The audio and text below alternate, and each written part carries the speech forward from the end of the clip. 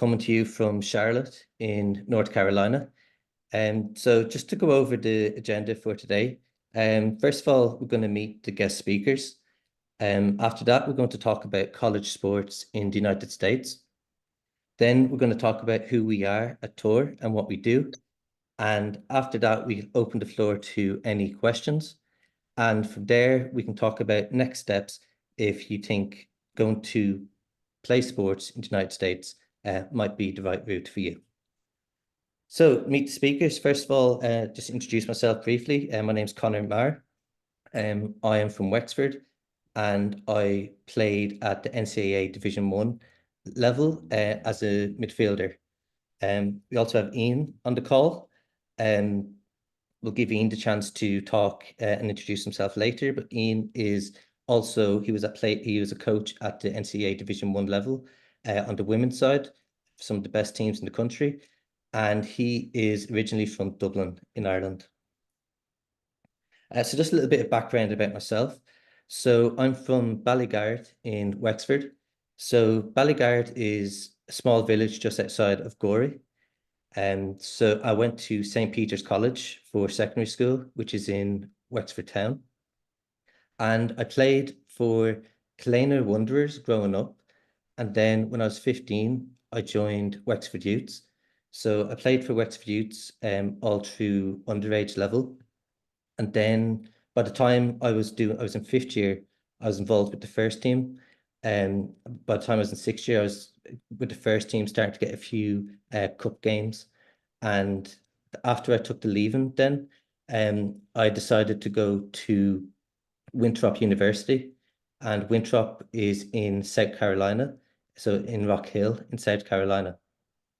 So the main reason I wanted to go to the United States on a scholarship was the opportunity to combine sports and education. So in Ireland, it's very difficult to combine the both. So I remember at Wexford when with the first team players, a lot of them were at Setu Carlow, and they were playing during the week with the college, and then they'd play on a Friday night League of Ireland. And what made it challenging is that the college wanted you to give their full attention to them, playing for their team, focusing on their studies.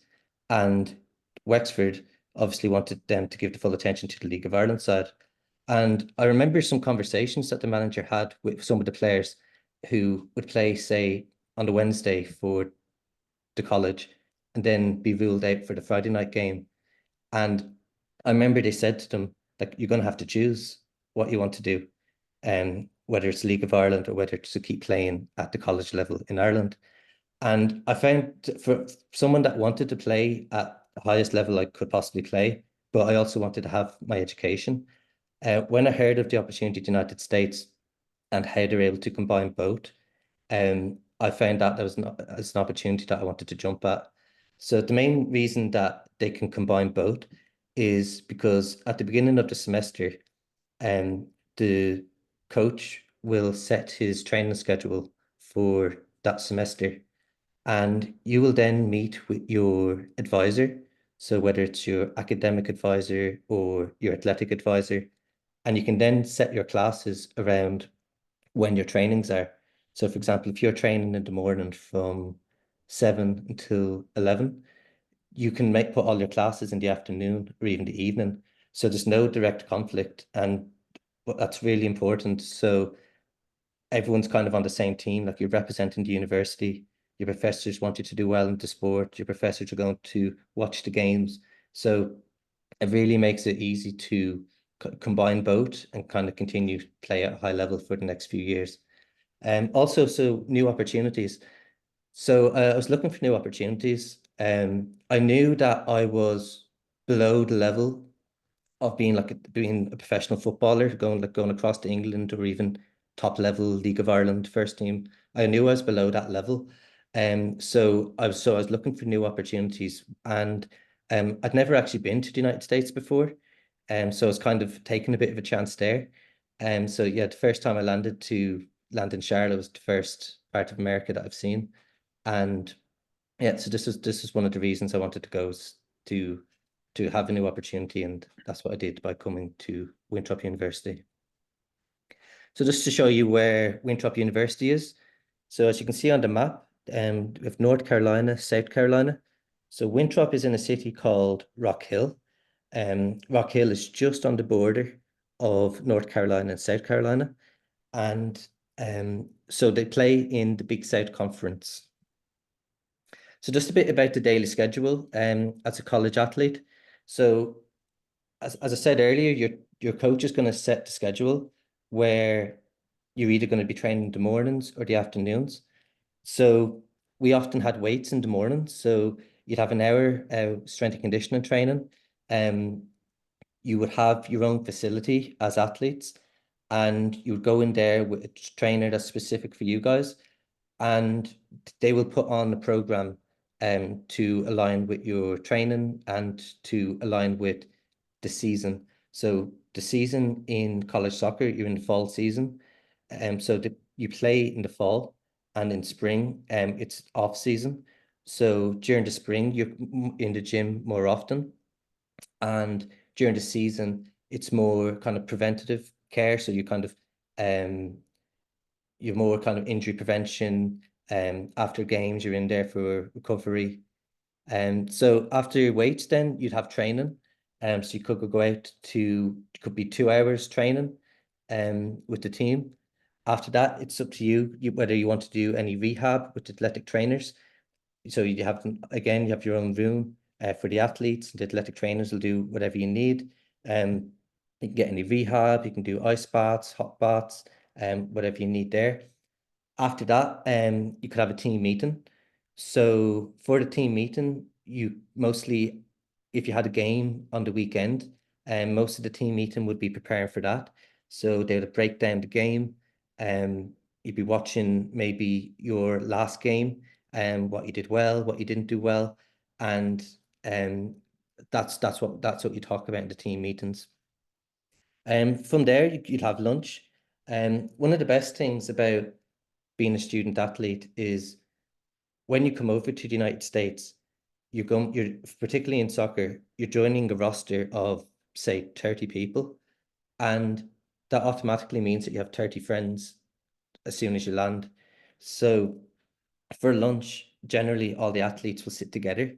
So we'd always go to the cafeteria, you'd sit with the soccer team, and everyone kind of looked out for each other. So I thought that was great about coming in, where normally, like as an international student, maybe coming to a university, you're on your own, you got to go make your new friends. But I found that very helpful being part of a team where you had people already to look out for you. After that, you have your classes. So as I said, if you're training in the morning, you could have classes in the afternoon. Um, could have 3 classes in a row, and then you have to do dinner, whatever you want, and then from there you're free. You have your own free time. So just talk about athletics. So it's full-time soccer. So you'd be training every day, either training or having a game. Um, so it's really quite intense, where in the fall semester you could have 2, even 3 games a week. So it's quite a short season, but there's a lot of games that you get in. But yeah, it's a full-time environment. You have the option to redshirt, and this is something that I did. It's not very common, but you can redshirt for a number of different reasons. So, for example, if you come over and maybe there's a lot of seniors that are almost guaranteed to start, the manager might talk to you and say, look, I don't see you playing a whole lot this year. We'd like to keep you for an extra year. And then you can redshirt, and it basically allows you to keep your eligibility. And your eligibility is 4 years in college. So that's what I did. So I redshirted my first year. And after that, that allowed me then to do 4 years getting my degree. And then after, I was able to get my MBA while I was over here as well, due to redshirting. So there's internationals on the team. So during my time at Winthrop, I think I played with 20 different nationalities. I found that great because obviously you're learning from different people. You're learning like a different style of plays. You're learning the different habits of the different international students. You're picking up a few words in their language. and I found this to be a really enjoyable experience. And Winthrop, as I said, we competed in the Big Said conference. Unfortunately, during my time, we didn't win it. We actually, I arrived in January 2016, and in the November 2015, Winthrop won it. And I arrived into January, and yeah, they didn't win it since. So it was a good side until I got involved. But yeah, so the Big South Conference mostly consists of teams from North Carolina, South Carolina, Virginia, and yeah, so they would compete in the Big South Conference. So another reason to consider the United States is the academics. So you get to choose your degree. So obviously back home, you're filling out your CAO and you get into a course in a university. So you're going to put down what you want. You have to get a certain amount of points, and then that decides whether you get to do that course or not. In the United States, you get into the university. So once you get into the university, you have the freedom then to choose what you want to do. So if you want to do business, if you want to do science, you have the ability to do that, which is great, and which is different from Ireland. Because I remember when I was in sixth year, there was many things I wanted to do, for example, in UCD or UCC, and I just wouldn't have got the points, wouldn't have gotten near it. And so the ability to kind of come over to choose what you want to do, I think that's a big advantage. You can also choose to come in undeclared, which is what I did. So undeclared is no matter what degree you're going to take, you have to take a certain amount of core classes. So the core classes could be like your writing, your maths, your maybe science, and they're used for whatever degree you want to go into. So if you want to spend, just say, your first year undeclared, which means you haven't set what degree you want to do, you can take these core classes and then you can try out a different class while you're choosing what you want to study. So I was interested in doing business and I was interested in doing physiotherapy, going down that route. So I took a business class and I was able to try out an exercise science class as well. And after taking the economics class, I actually really enjoyed it, even though I didn't do business for the Leaving Cert, but I really enjoyed the business class that first semester. So I decided to get a degree in business administration, and then I enjoyed that. So I kept going, and I ended up getting a master's in business administration as well.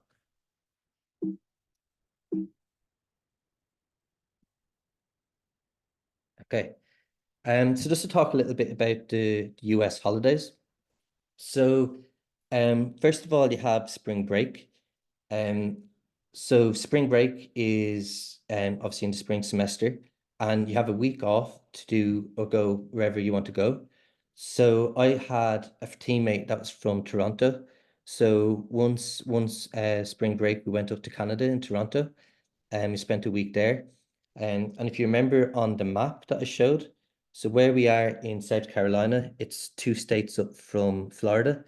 So so my freshman year and my sophomore year, we went down to Daytona Beach for a week, and that was a great experience to experience like the real spring break in an American college, and it shows kind of how professional the environment is because you could be training. So spring break's a week long, and you could be training on just say the Saturday for the last time before the break, and so then you're off Sunday and the following week, but your manager will tell you that when you get back, you have a fitness test.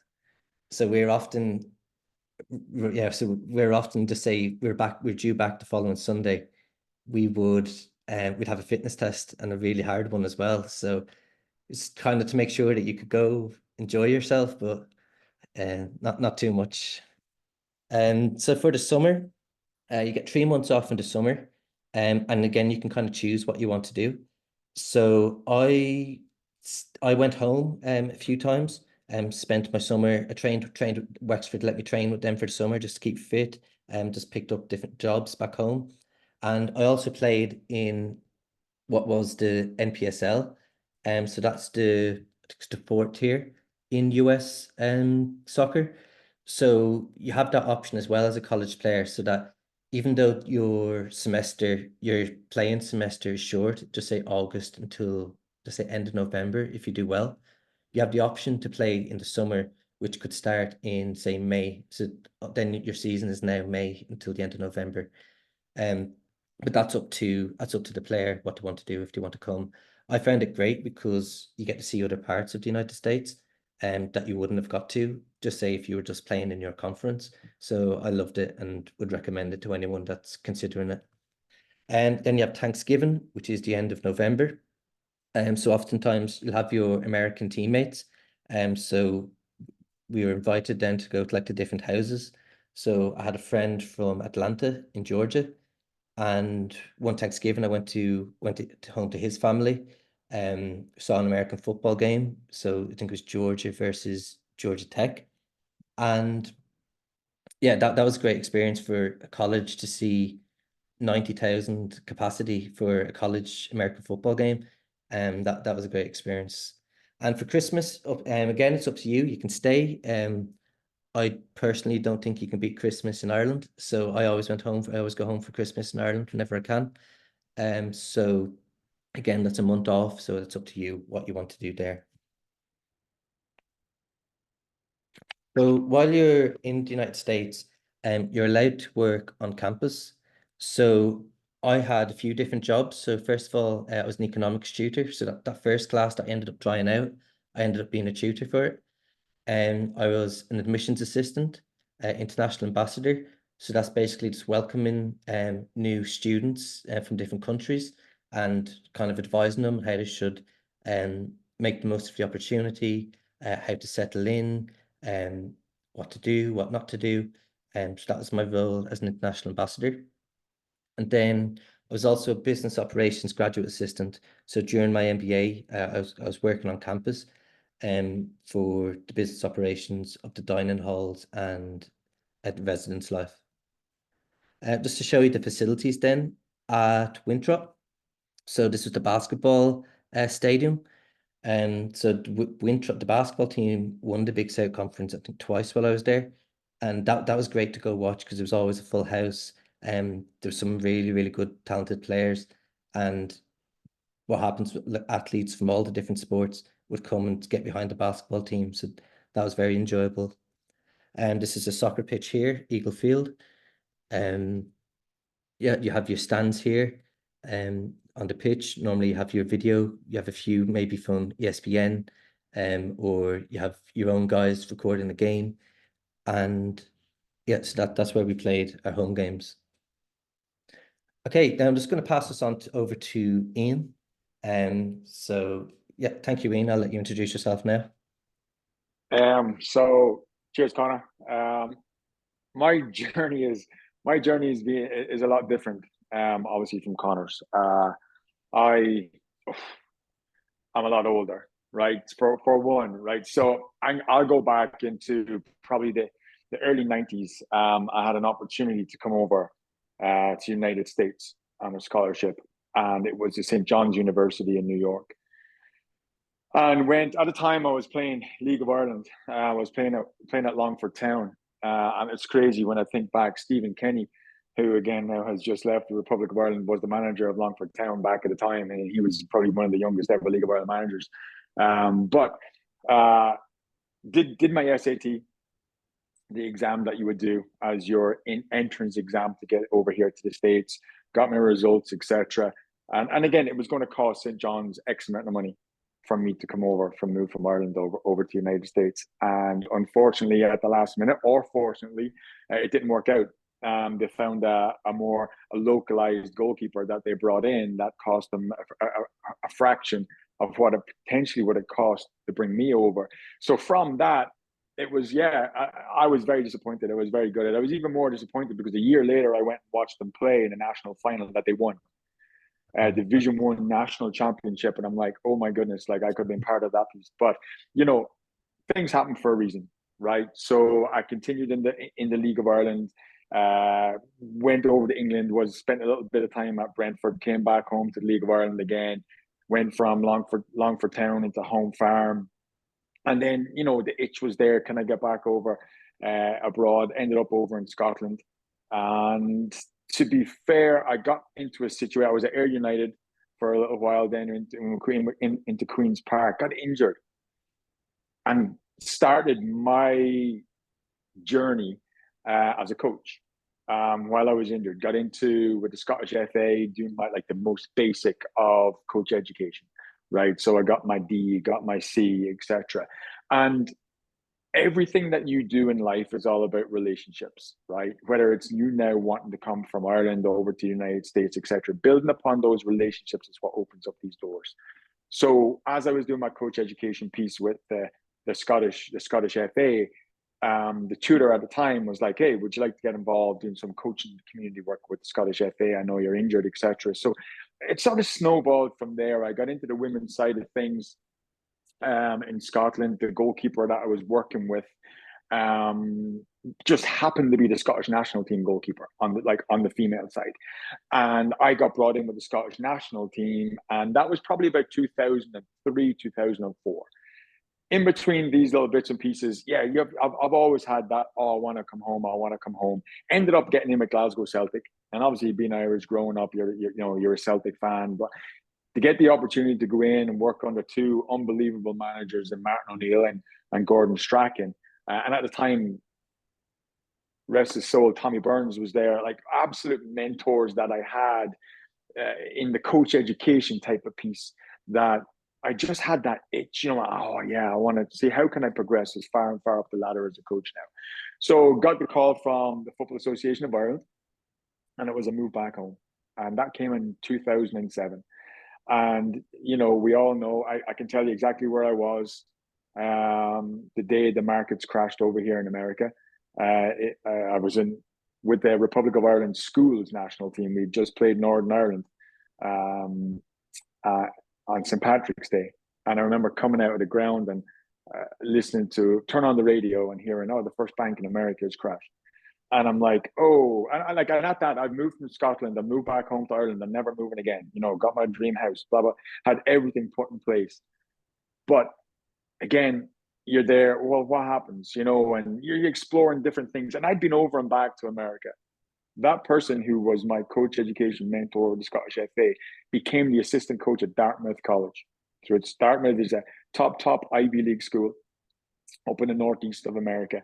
And she used to fly me over in the summers, and I would oversee her goalkeeping stuff, and again help her, bring in goalkeepers from England, from Ireland, like the European players, just having that relationship with.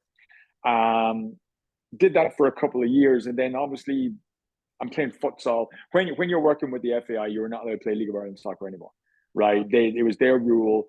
It was like not a conflict of interest, but if I got sent off or I did something that was going to bring the game into disrepute, I would be brought up in front of my peers, right? So the only way that I could continue to play in any sort of way in Ireland was to play futsal. So I ended up playing futsal with a couple of club teams. I ended up at Sporting Fingal, went from Sporting Fingal then into Shamrock Rovers, and then thankfully, luckily, I made it into the national team with futsal.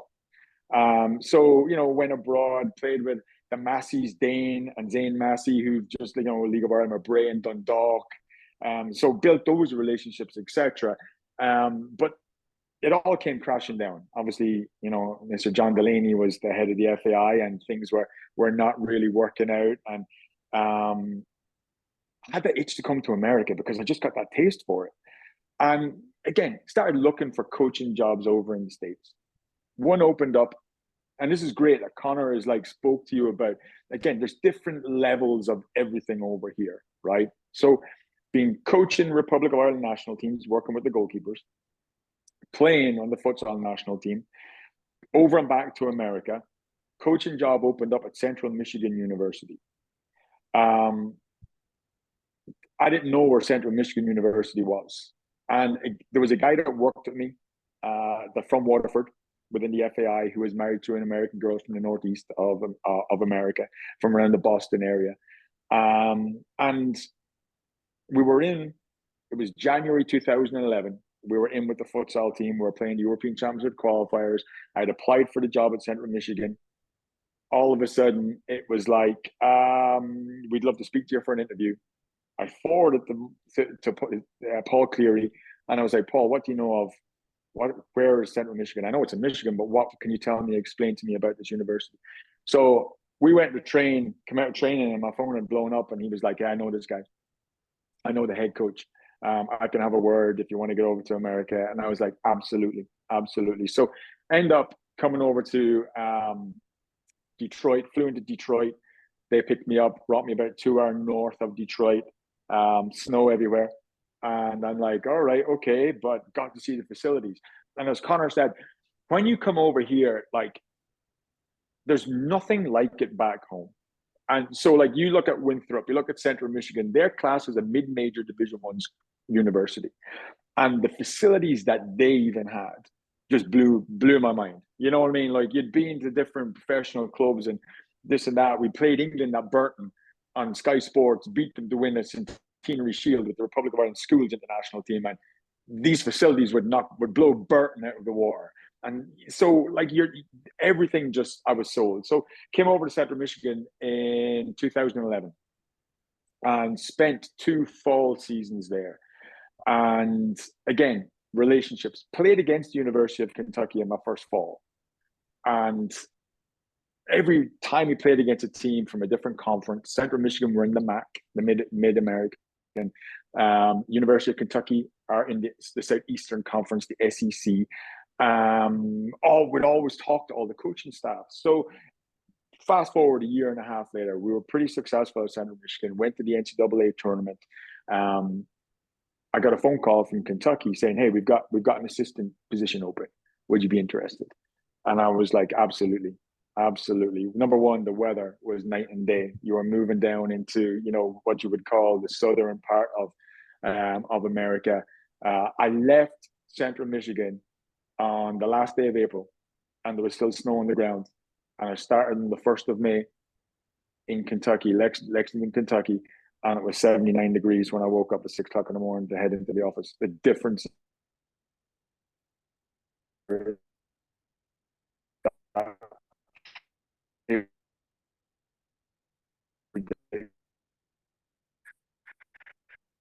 So got to Kentucky. I was 2013.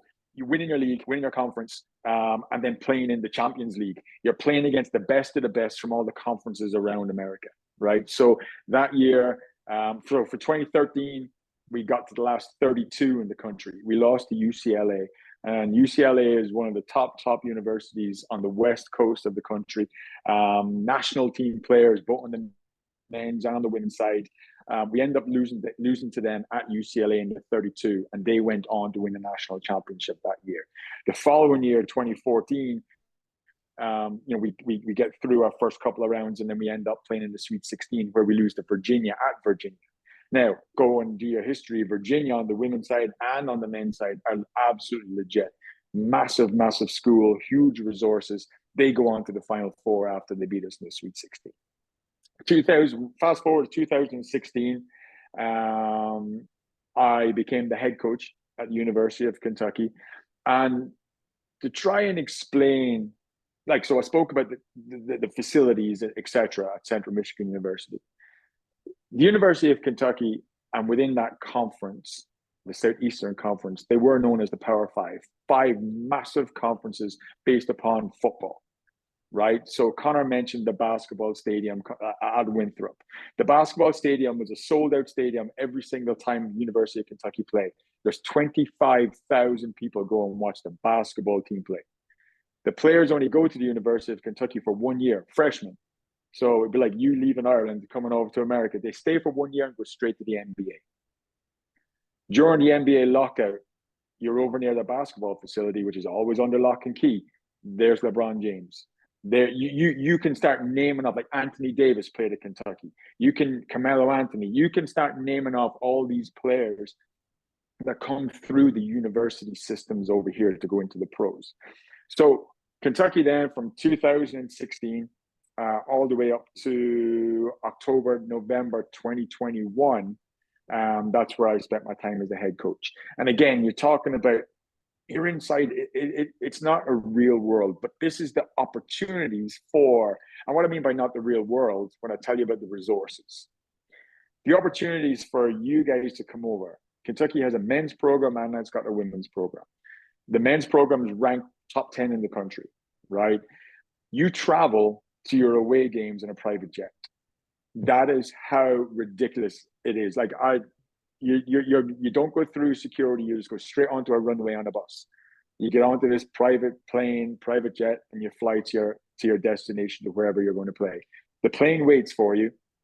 You stay in the hotel the night before, play the game, straight back onto the plane. Your food is there on the plane ready for you, and you fly back and you're in your own bed that night. That is a certain level over here in the States. And looking at the players that are playing at those schools and at those programs, though that level is obtainable by players that have been in among League of Ireland, players that have been among whether you're provincial teams within the school system, right?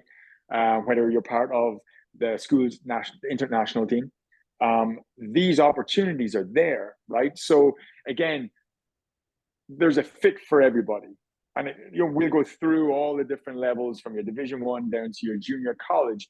There is a fit for every single person over here within the States.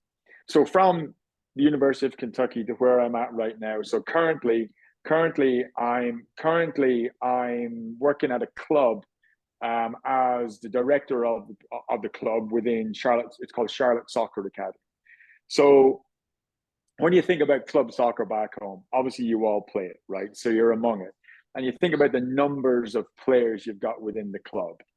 We've got 7,500 players registered to this one club, right? Now that comes from grassroots level, like as in, your U5, U6, right? U5, U6 piece, all the way up to the elite level. So within the elite level, that's the college avenue that Americans look for to get into, your Division 1, 2, 3, NAIA, junior college, etc. So there might be only 350 top athletes, top soccer players within my club that are going down that route, and everything else underneath is helping support the staff that are in place in order for us to help them get their ways into college. You're in a very unique position in Ireland because, America is so monetized in relation to the money that these people are investing into to get these scholarships. Whereas you're playing at the elite level back home, for the most part, you're not really paying that much money to be able, or nothing, to be part of the clubs that you're with back in Ireland within that structure. Over here, it's totally different. These players are paying for it, right? So you're at an advantage straight off the bat. From the University of Kentucky, from the men and the women's side, Connor mentioned it, over the period of time that he was at Winthrop, he played with 20 players of different nationalities. That is a huge trend over here now in America. You go through any squad, any roster over here within the college system, and it's littered with overseas internationals. And there's a couple of reasons for it, right? In America, you've got so many sports to choose from.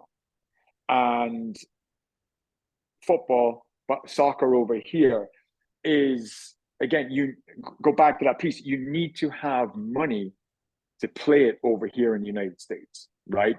So the top athletes are playing football, they're playing basketball, they're playing baseball. The system of, we want to bring in players that understand the game, know the game, technically sound, tactically so aware. That's where now your avenue is. That's why they're looking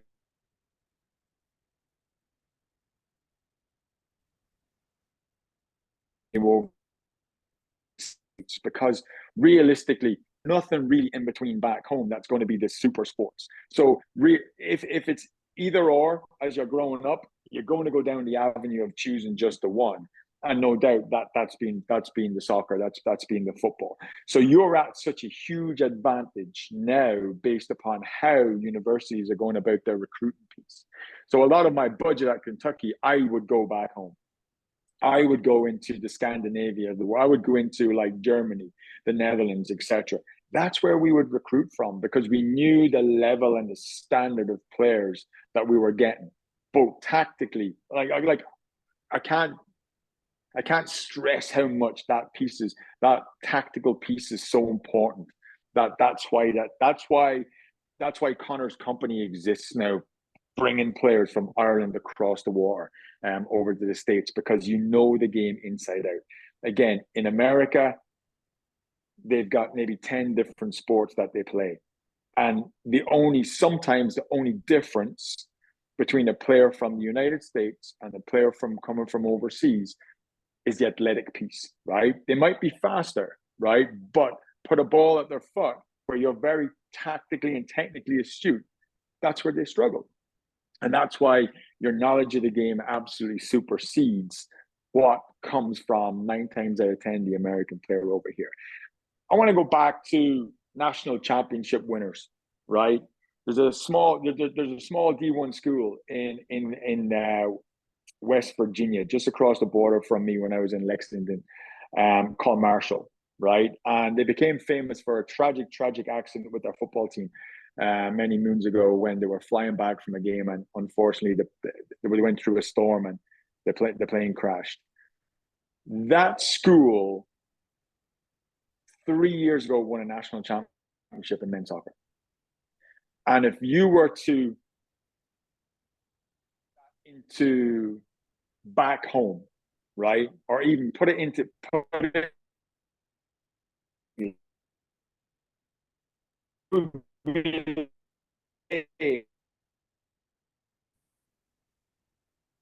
Macclesfield Town, the Premier League. But what they've done is they've gone into the international market.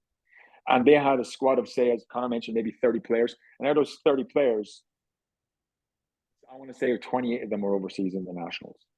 So that is the opportunity you have, not just to come to America, right, and live that dream over here, but you've also the opportunity to be successful and win, right? Get into a program that you're going to come away with silverware. And I'll tell you, they blow it up so much over here. If you're successful on that field, you're made for life. Absolutely made for life. But as I said, this is just part of my side of it, coming through the coaching, right? The coaching role into the college world. So as I said, there's a fit for everybody. And it's funny, over here, you get the stigma. It has to be Division One or bust, right? It's like, oh, NCAA Division One, I want to go be a D1 athlete. There are, I'm not even going to talk about NAIA for a second, right? There are Division III schools in the United States that will beat a Division I school, right? So the division means absolutely nothing, right? The Division I only stands for, if you want to think about what I mentioned about the Kentuckys and the money and the resources that they had, right? The fly, do this and whatever, okay? That's the only difference, right? The facilities at most of the D1 programs will be the same, right? The top end of Division I is make believe, right? It's like your Chelseas, it's your Man Cities of the world, okay? But a Division III school can go into their house and beat them, right? So really, I don't see any difference between D1 to D3. NAIA, that's another ball game altogether. There's NAIA schools that will beat Division I schools that would go in and play and win a national championship. Like the competitiveness among those schools is unbelievable, and that's where you see a lot, right? That's where you see a lot of Irish players going in to play NAIA. That's where you see there's that gray area, right, within the NCAA. Make X amount of money and not lose your eligibility, right? So when you play within the NCAA, there's amateurism that you'll have to pass. You'll fill out these forms. It goes through the NCAA. You get a box ticked, blah, blah, blah. And Connor will speak more about this. You can make up to a certain amount of money. That's why if you've been across the water in England and you've came back home and you've gone back into the system, you've gone to school or, whatever it might be, even though you were playing as a pro over in England, you still qualified to play in the NCAA, right? You can still go and play the D1 school, etc. Because what you were being paid, it will not exceed the limit of what they call an amateur within the sport, right? The gray area in the NAIA, right, is that the rules are a little bit more, stretch them a little bit, so you can find somebody who's going over to an NAIA school being in their 20s as a freshman, right? And that gives you the opening to get in. You become eligible, and then as you can transfer from an NAIA school into do. But the majority of people don't. They stay there and have an unbelievable career. And as the MLS has shown, they've gone into the draft and been drafted by these top MLS professional clubs over here, regardless of what division they're in. The junior college, or JUCOs, if you want to call them, is the other avenue of, again, academically. You may not get the grades, results, etc., that you want to get into your top Division One, Division Two, Division Three programs, even NAIA. Go and spend yourself 2 years at a junior college. Still play at a top level. Sudden transfer yourself across. When I was at Kentucky, I used to get emails around this time of year every year. So and so is transferring. I was looking to transfer from the junior college with Philip. These are her grades. These are his grades now. They fit your profile. What's your thoughts? And all of a sudden, you're looking at, junior colleges in Florida. There's a junior college, Monroe. Absolutely. These colleges were different level. And they would have athletes from all over the world. And people in the top Division One programs would be fighting over these athletes in order to get them in within their program, because they know they were bringing in somebody who was going to help them win a conference and then progress to go and get themselves into an NCAA tournament. And who knows? The look at the draw, find yourself winning a national championship. So this college soccer format, there is a fit for everybody. Okay, and listen, I'll be brutally honest. I wasn't a fan of school myself, right? And I wouldn't be sitting here today if I didn't have somebody like Connor, didn't have somebody speaking to me about, you need to get a degree. You need to stick with your school. Like, even like 16-year-old playing at Longford Town, I'm like, nah, I'm going to be a professional soccer player. I'm going to go to England. I'm going to do this and do that. It doesn't work. It's the seldom one or two. America is the next best thing than being across the water. As you looked at the schedule that Connor just showed you guys, that you're living the life of a professional athlete. Everything is there for you, from the nutritional side to the weight room to athletic training to the study. Like everything is planned out for you. You're being put into that professional environment that, yes, you're there doing something in relation to academics, pursuing a degree, but being able to balance out the two with nobody talking in one ear saying you need to prioritize one over another. You're setting yourself up for success. And anybody that I speak to now, I'm like, hey, listen, get your degree, because again, I would not be sitting here today if I did not have my degree, because it is part of a requirement, a minimum of a degree to get yourself into the college world as a coach, right? So your visa is going to be based upon your academics. How are you going to go and produce that? And again, Connor and myself spoke offline about this. I've never thought I would be in America making a living doing what I'm doing, coaching soccer, and getting the opportunities that I have based upon, again, being among the college world. Whether or not I played here or not, coming into it as a coach opened up so many doors, opened up so many avenues that you might think of this as, oh yeah, great opportunity. I'm going to go to America. I'm going to spend 4 years, 5, and get your master's like what Connor did. You're going to want to stay forever. I'm not joking. Like, it's an unbelievable place to be. The opportunities you're going to be afforded now when you go back home, whether it be that spring break, whether it be that Christmas, whether it be um, Thanksgiving, whatever, the summer, and you go and try, you're going to try and explain what you're doing over in America. And people will look at you and go, man, you're living in a world of make believe, but it's true. It like everything you hear about it is absolutely true. I've been blessed. I've been I've coached on national teams in three different countries. Scotland, obviously back home with the Republic of Ireland. And now since going through the college system as a coach here, I'm moving down to Charlotte. I've been brought in with US soccer. So the last years working with the beach national team. So like think of that out of context of growing up in Ireland, you know, the closest beach to us was like Bettystown or whatever, right? And now all of a sudden you're going to El Salvador, you're going to Dubai to a World Cup for beach soccer with the US national team. Like it's absolutely crazy. So I've been so blessed. Tomorrow I'll be announced as the interim head coach on the US beach national team. So I'm going to take a group, a team over to El Salvador at the end of the month to play against Switzerland and Morocco and El Salvador. This is something that I would not be afforded if I didn't come over to America and go through the college system in some format or other, right? So these opportunities, and the reason I'm sharing that with you is not just, hey, this me. It's because these are the opportunities that can be afforded to you when you come over to this country. And if you're willing to work your tail off in order to be successful. And I said, you will not want to go home. You will spend those 4 to 5 years over here.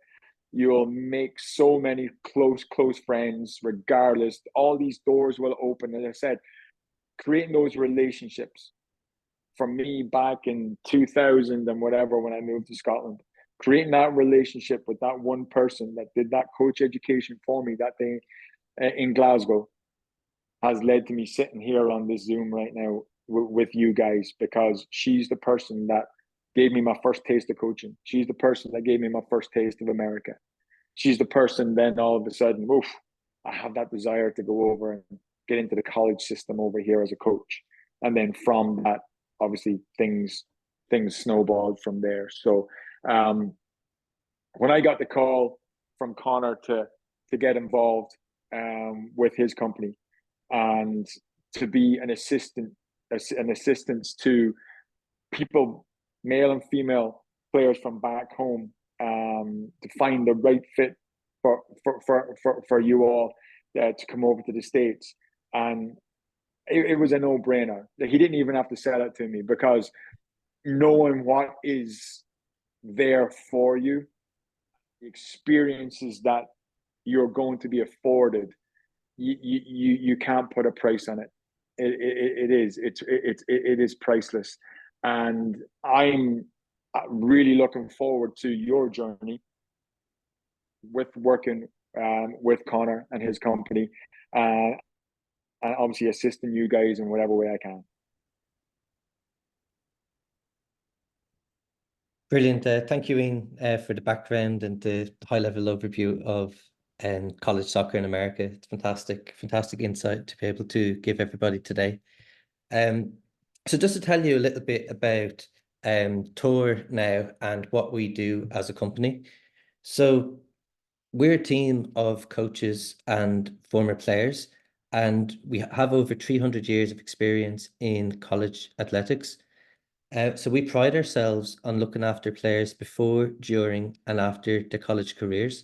So once we start working with a player, we're with them every step of the way, until if they want to finish their time in America, or even after that, we're still assisting players. So whether that's first of all getting them a good school that's the right fit for them, maybe after a few years, maybe they've improved in some areas, maybe they've improved in terms of their ability, and they want to go up to a next level school. We can assist with that if they want to transfer. If they want to play in the summer, we've partnered with different clubs across the United States. So like I said, I played in So you can play in the fourth tier, sometimes the third tier, during the summer. And we've partnered with clubs across the country. So if you come to us and say, look, I'm now based in Georgia, I want to try play in Florida for the summer, we can do that. Even if you say you want to play on the West Coast, the East Coast, and see a different part of the States, we can make those connections as well. So we're a US based company. So we're based in Charlotte, North Carolina. Myself and Ian are in Charlotte. So this gives us a great advantage as it allows us to go to watch games. So we have a team across the United States in different states, and it allows us to go watch games and meet coaches on a regular basis. So whenever I'm at a game and I'm talking to a coach after, he'll always be able to tell us what he's looking for the next year. We can talk about the game that we just watched, maybe where gaps are that we can fill in. So that gives us a big advantage being here, meeting coaches, meeting them, watching games, or meeting them for a coffee. As Ian talked about before, those relationships are everything, and that's why we are extremely trusted by college coaches. So that's our core values. So everything we do, we have to have integrity, determination, and humility. So, and that goes from when we select a player. So, we don't take everybody as a player, and everybody that wants to come to the United States work with us. We don't take just everybody. It goes through an evaluation process. We talk to the coaches. We want to see a bit more about their character. And this is why coaches love it when we send players to them. So coaches are asking us, what do we have available for next year? Do we have certain positions? And that's because they know that when we're sending a player, we're not only sending a good technical player that will improve the team, we're sending someone that's a good person that'll be coachable, and have a good impact for the team and is at that level of that particular team. So that's just a little bit about Toir. So just to talk a bit about our senior management team. So first of all, we've got Kyle Gookins, who's more on the men's side. So Kyle was a Division One coach for 15 years, and he's based on the East Coast. We also have Ian. Ian's works with the men's and the women's side, but in particular the women's. So you've already heard about Ian and his background coming from Ireland to the United States. We have Phil, who is on the West Coast. So if any player wants to go to the West Coast, he's based in California. He was a Division One coach and a Division Three coach. And then also we have Jonathan Probson, who is on the women's side. He was a college coach for 25 years, at NCAA Division One and Division Two. And he also was a former student athlete. Okay, so we're based in Charlotte, as I showed the map earlier of where Winthrop University was. We're just a little bit further north, in Charlotte, North Carolina. Um, so now I'd like to open it up to questions and answers. I know there's been a few difficulties getting on this call, so we have recorded the call and we will be sending it to everybody, so everyone that's signed up. So we have a minute or two now to see if there are any questions of the people who are able to join, and then we can go from there. So if there's any questions, feel free to unmute yourself and ask any questions that you feel that we haven't covered, or anything that you'd like to know.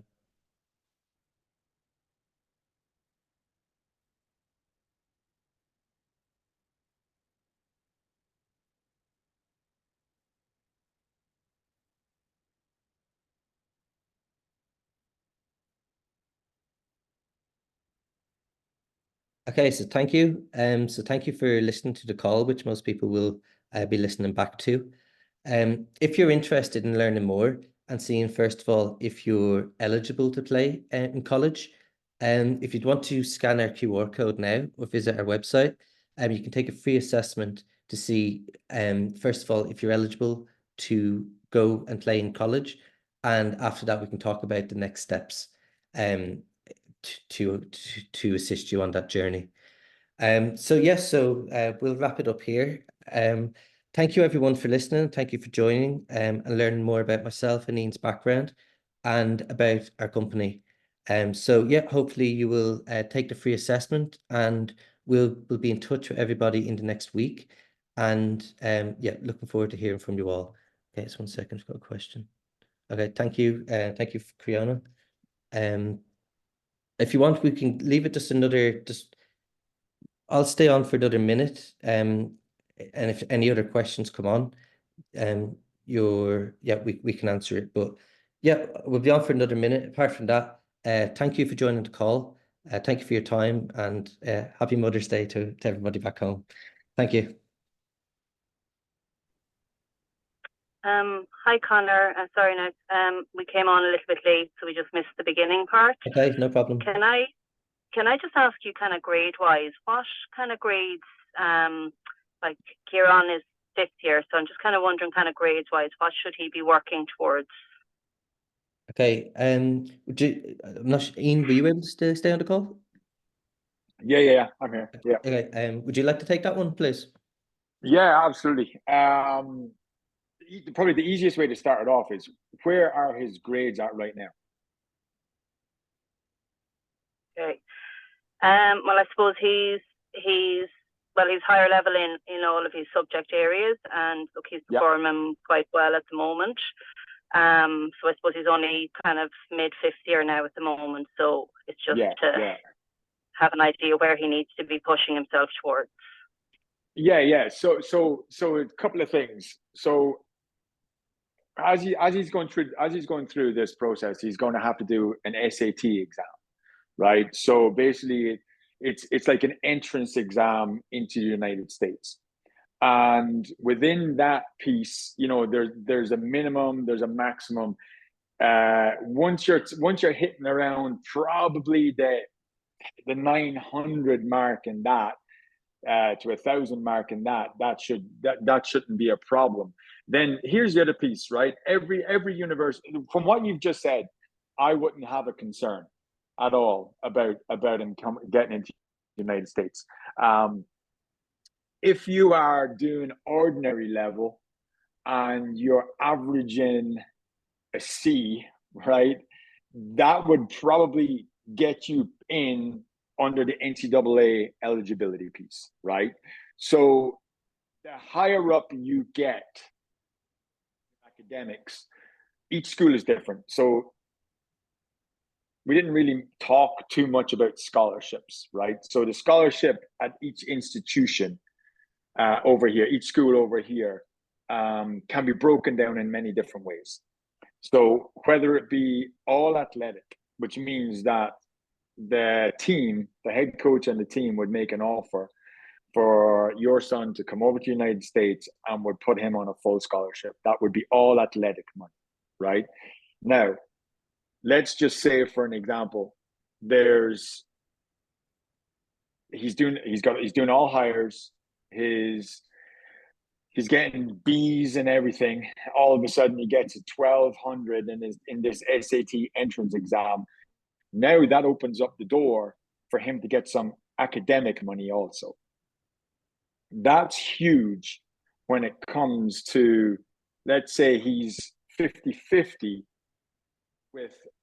to make an offer with an American guy over here. Now, all of a sudden, the American guy might cost that full scholarship from an athletic standpoint, but now your son has the grades, he'll also get academic money. Well, now the school don't have to give as much athletic money, but he'll still be on a full scholarship, if that makes sense. You can bundle athletic and academic scholarships at nearly every school. There's a few that don't allow it, but nearly every school. So the grades he's got right now, I would have no concern. Absolutely no concern. You can go online and you can do mock SAT exams. There's a couple of websites that allow you to do them, and it's maths and English, and it's multiple choice. There's probably 6 or 7 centers around Ireland that you can go and sit and do them. It's usually on a Saturday morning. I did mine up in the Teachers College, St. Pat's in Dublin. But again, that's going to be his first step, to do his SATs. to get into the States. And then listen, where he's at, honestly, I would have no concern. And again, the grades really don't affect the level of soccer, the level of football that he's going to play over here. You know, like through that, as Connor mentioned, the evaluation process, right? So if he's killing it, he's doing really well back home. He ticks all these boxes from the soccer standpoint, and we're like, oh, hang on a second, he would definitely play. He would fit into this school. The athletic department within that school will have their own academic department within athletics that will get him in, right? Once he has the minimum grades. And then I said the minimum grades is probably, I think, I don't know, Connor, like it's like doing ordinary level and getting C's and everything. Yes. A C minus. Yeah. That will get you in straight away. So for me, what you've just described of where he's at right now is a great tool for us to have when we are going to a top Division 1 school and say, well, he's not going to cost you all this athletic money. You're going to be able to get X amount of academic money for him as well because his grades are so good. Yes. Yeah. Then it opens up more doors for us. Brilliant. Yeah, exactly. And just to build off what Ian was saying there, so basically the higher the results, the more options like we'll be able to provide. So just to give an example, in the leaving, I got I think it was like 360. So it wasn't unbelievable or anything like that, but there was very few colleges that wouldn't have I wouldn't have been able to get into. But I wasn't able to get kind of like academic scholarship that Ian is talking about. So, but yeah, so to put it, so we're working with players that kind of varies the amount of points. Like we're working with some players that have 500 points, and then it's easy because academically, like what Ian said, the schools can pull extra money in to reach the academic scholarship side of things.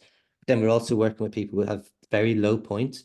And yes, it's possible for them to come to the United States, but their options will be limited.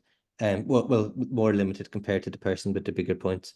So yeah, I hope that helped answer your question. But that's great. Thank you. Yeah, so as Ian said, great. the fact that he's doing all honors, and he's halfway through 5th year, yeah, I wouldn't be worried about that. Okay. And can I just ask you there with the SATs, like, are they valid for a number of years, or do they have to be set the year before you come in, or what way do they work?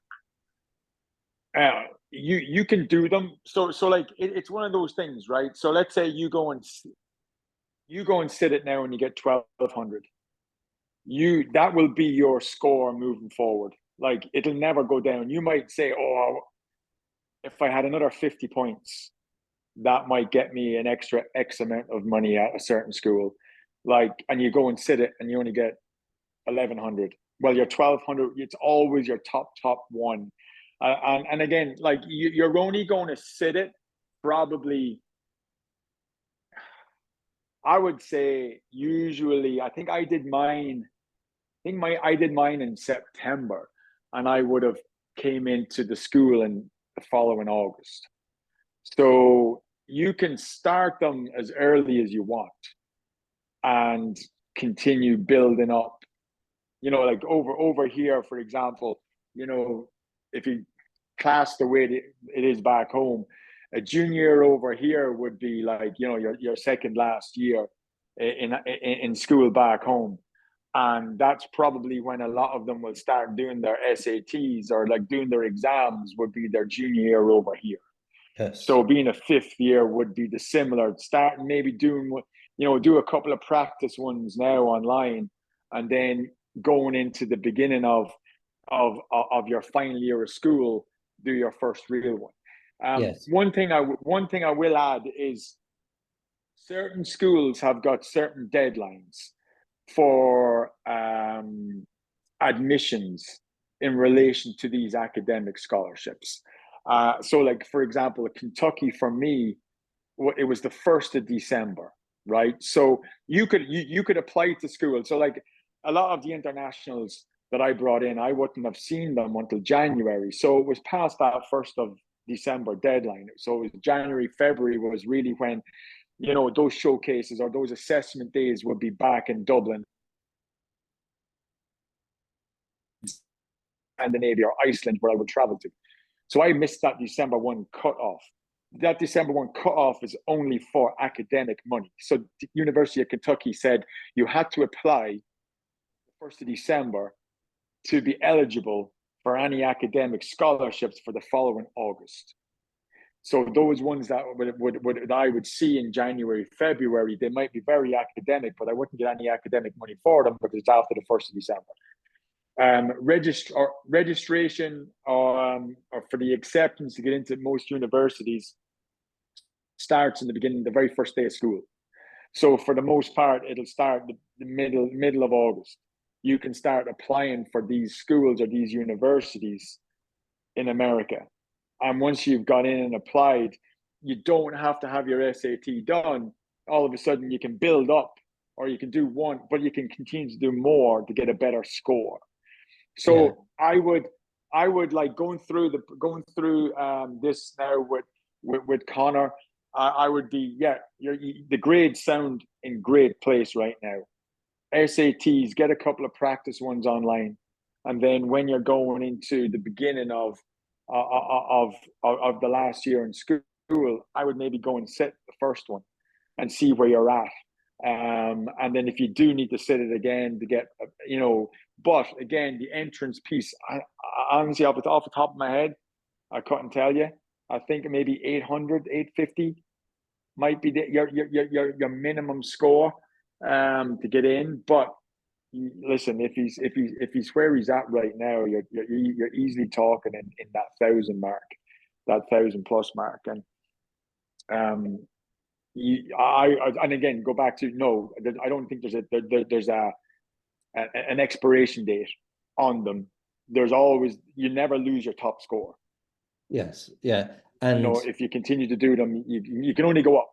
You can never go down. Exactly. But what Ian is saying there, that's what I did.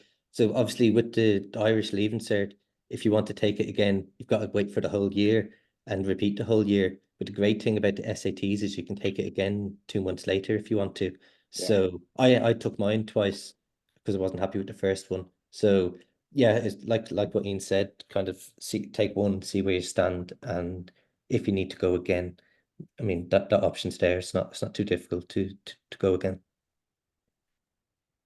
Okay, that's super. Thanks very much. No problem. You're welcome. Okay. Any other questions?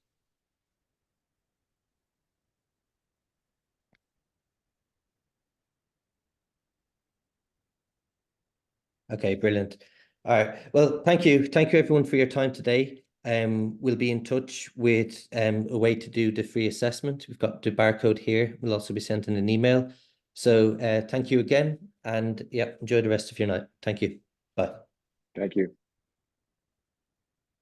Thank you. Bye-bye. Bye.